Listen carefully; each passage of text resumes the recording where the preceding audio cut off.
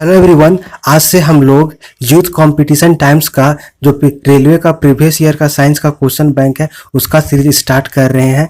इस बुक में साइंस के जितने भी प्रीवियस ईयर के क्वेश्चन 2014 से लेकर 2020 तक रेलवे के जितने भी एग्जाम हुए हैं सारे का क्वेश्चन बैंक इसमें दिया हुआ है। इसमें रेलवे के 2014 से लेकर 2020 तक जितने भी जैसे group D, NTPC, RRB, JE, ALP, stage 1-2, RPF constable, SI और जितने भी एग्जाम हुए सारे एग्जाम के क्वेश्चन को इसमें चैप्टर वाइज और टॉपिक वाइज बहुत ही अच्छे से दिया हुआ है।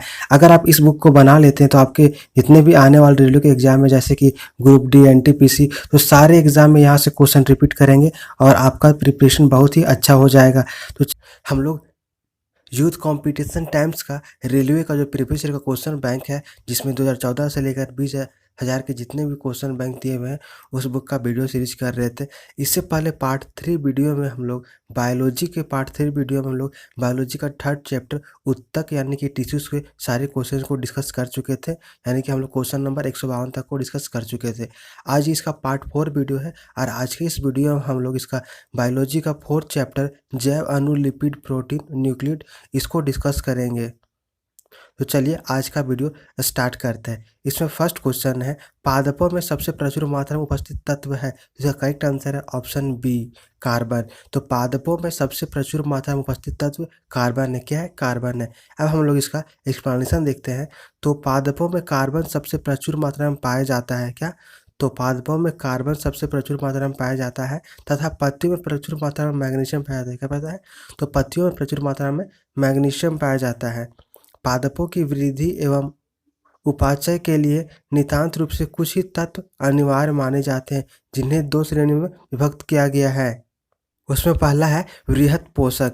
इसमें carbon, hydrogen, oxygen, phosphorus, nitrogen, sulphur, potassium, calcium और मैग्नीशियम आते हैं। दूसरा है इसमें सूक्ष्म पोषक। तो इसमें कौन कौन आते देखते हैं। तो इसमें लौह, मैग्नीज, तांबा, मॉलिब्डेनम, जिंक, बोरॉन, क्लोरीन और निकेल सम्मिलित है।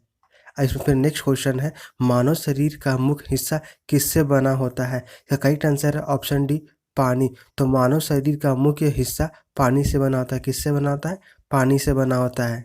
नेक्स्ट क्वेश्चन है, निम्न में से क्या मैक्रो पोषक तत्व नहीं है। इसका करेक्ट आंसर है ऑप्शन ए, विटामिन। निम्न में विटामिन मैक्रो पोषक तत्व नहीं है। अब हम लोग इसका एक्सप्लेनेशन देखते हैं। तो विटामिन मैक्रो पोषक तत्व के अंतर्गत नहीं आता है। किसके? तो विटामिन मैक्रो पोषक तत्व के अंतर्गत नहीं आता है। पोषक पदार्थों को कार्बोहाइड्रेट, प्रोटीन्स, लिपिड्स, न्यूक्लिक अम्ल, जल, खनिज तत्व और विटामिन के रूप में बांटा जा सकता है। इसमें से जल तथा खनिज तत्व अकार्बनिक होते। कैसे? तो इसमें से जल तथा खनिज तत्व अकार्बनिक होते हैं और शेष कार्बनिक होते हैं। और क्या? शेष कार्बनिक होते हैं ऐसे तत्व जिनकी बहुत अधिक मात्रा में आवश्यकता होती है शरीर में आवश्यकता होती है उन्हें मैक्रो पोषक तत्व कहते हैं। क्या कहते हैं? ऐसे तत्व जिनकी बहुत अधिक मात्रा में शरीर में आवश्यकता होती है उन्हें मैक्रो पोषक तत्व कहते हैं।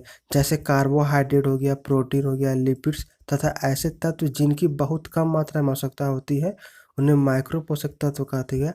तो ऐसे तत्व जिनकी बहुत कम मात्रा में आवश्यकता होती है उनको माइक्रो पोषक तत्व कहते हैं, जैसे लवण और विटामिन। नेक्स्ट क्वेश्चन है, डीएनए का एक खंड जो एक प्रोटीन की जानकारी प्रदान करता है उसे डैश कहा जाता है। इसका करेक्ट आंसर है ऑप्शन सी, जीन। उसे जीन कहा जाता है। अब हम लोग इसका एक्सप्लेनेशन देखते हैं। तो केंद्रक द्रव्य में कोशिका व क्रोमेटिन मिलता है। क्या मिलता है? तो केंद्रक द्रव्य में कोशिका और क्रोमेटिन मिलता है। गोलाकार केंद्रिका केंद्रक द्रव्य में पाई जाती है। कहाँ? तो गोलाकार केंद्रिका है वो केंद्रक द्रव्य में पाई जाती है। फिर अंतरावस्था में केंद्रक में अस्पष्ट न्यूक्लिक प्रोटीन तंतुओं की जालिका मिलती है। क्या मिलती है? न्यूक्लियो प्रोटीन तंतुओं की जालिका मिलती है जिसे क्रोमेटिन कहते हैं। क्या कहते हैं? जिसे क्रोमेटिन कहते हैं। अवस्थाओं और कोशिका विभाजन के समय केंद्रक के स्थान पर गुणसूत्र संरचना दिखाई पड़ती है। कैसी? तो गुणसूत्र की संरचना दिखाई पड़ती है। नेक्स्ट क्वेश्चन है, जीव विज्ञान में डीएनए का पूर्ण रूप क्या है। इसका करेक्ट आंसर है option B, deoxyribonucleic acid. अब हम लोग इसका एक्सप्लेनेशन देखते हैं। तो जीव विज्ञान में डीएनए का पूर्ण रूप डीऑक्सी राइबो न्यूक्लिक एसिड है। ये प्रोटीन के बने थे। किसके? तो ये डीएनए प्रोटीन के बने होते हैं। डीएनए आनुवांशिक लक्षणों की एक पीढ़ी से दूसरी पीढ़ी तक ले जाते हैं। क्या करता है? तो डीएनए आनुवांशिक लक्षणों को एक पीढ़ी से दूसरी पीढ़ी तक ले जाते हैं। कोशिका विभाजन के समय क्रोमेटिन जालिका के धागे अलग होकर कई छोटी और मोटी छड़ जैसी रचना में परिवर्तित हो जाते हैं। किसमें? तो कई छोटी और मोटी छड़ जैसे रचना में परिवर्तित हो जाते हैं। इसे ही गुणसूत्र कहते हैं। क्या कहते हैं? इसे ही गुणसूत्र कहते हैं। डीएनए अणु में कोशिका के निर्माण एवं संगठन की सभी आवश्यक सूचनाएं होती। क्या होता है? तो डीएनए अणु में कोशिका के निर्माण एवं संगठन की सभी आवश्यक सूचनाएं होती है। नेक्स्ट क्वेश्चन है, आनुवांशिकी के संदर्भ में डीएनए का अर्थ है। इसका करेक्ट आंसर है option D, deoxy ribo nucleic acid. Next question है, बालों का रंग डैश के कारण होता है। इसका करेक्ट आंसर है ऑप्शन बी, मेलेनिन। बालों का रंग मेलेनिन के कारण होता है। किसके कारण? तो बालों का रंग मेलेनिन के कारण होता है। नेक्स्ट क्वेश्चन है, प्रोटीन संश्लेषण में क्षार इवेंट एक डैश का निर्माण होता है। इसका करेक्ट आंसर है ऑप्शन सी, एमआरएनए प्रति। तो हम लोग इसका एक्सप्लेनेशन देखते हैं। तो प्रोटीन संश्लेषण में क्षार इवेंट में एमआरएनए का निर्माण होता है। ये आरएनए के वे क्रियात्मक अणु होते हैं जिनमें प्रोटीन संश्लेषण की संकेत सूचनाएं डीएनए के जीन्स के ट्रांसक्रिप्शन के द्वारा स्थानांतरित होती है। एमआरएनए अणुओं का नामकरण 1961 में फ्रांसिस जैकब तथा मोनार्ड द्वारा किया गया था। एमआरएनए को संदेशवाहक आरएनए कहते हैं। क्या कहते हैं? तो एमआरएनए को संदेशवाहक आरएनए कहते हैं। नेक्स्ट क्वेश्चन है, प्रजनन के दौरान मूल कार्य एक डैश का निर्माण करना होता है। इसका करेक्ट आंसर है ऑप्शन बी, डीएनए कॉपी। तो प्रजनन के दौरान मूल कार्य एक डीएनए कॉपी का निर्माण करना होता है। अब हम लोग इसका एक्सप्लेनेशन देख लेते हैं। तो प्रजनन के दौरान मूल कार्य एक डीएनए कॉपी का निर्माण करना होता है, जबकि डीएनए की अधिकांश मात्रा केंद्रक में होती है। किसमें? तो डीएनए की अधिकांश मात्रा केंद्रक में होती है, यद्यपि इसकी कुछ मात्रा माइटोकॉन्ड्रिया तथा हरित लवक में भी होती है। किसकी? तो डीएनए की कुछ मात्रा माइटोकॉन्ड्रिया तथा हरित लवक में भी होती है। सन 1953 ईस्वी में जेडी वाटसन एवं क्रिक ने डीएनए की द्विकुंडलित संरचना मॉडल का प्रतिपादन किया था। किसने? तो 1853 में जेडी वाटसन और क्रिक ने डीएनए की द्विकुंडलित संरचना मॉडल का प्रतिपादन किया था। पुनर्जोगन डीएनए को किसी परपोषी में वर्धित करने को डीएनए क्लोनन, जीन क्लोनन या आनुवांशिक इंजीनियरिंग कहा जाता है। नेक्स्ट क्वेश्चन है, निम्न में से कौन सा से कथन गलत है? इसका करेक्ट आंसर है ऑप्शन सी, निम्न में ऑप्शन सी कथन गलत है।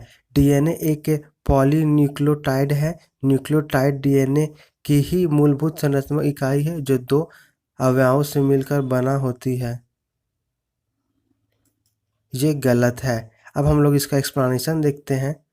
तो इसका करेक्ट एक्सप्लेनेशन है, डीऑक्सीराइबोन्यूक्लिक न्यूक्लिक अम्ल यानी कि डीएनए मुख्यतः केंद्रक में होता है। कहाँ? तो केंद्रक में होता है और इसके न्यूक्लियोटाइड अणुओं में पेनवेज सकरा, डीऑक्सीराइबोज, नाइट्रोजीन क्षार, एडेनिन, गुआनिन, साइटोसिन और थायमिन तथा फास्फोरस अम्ल होता है।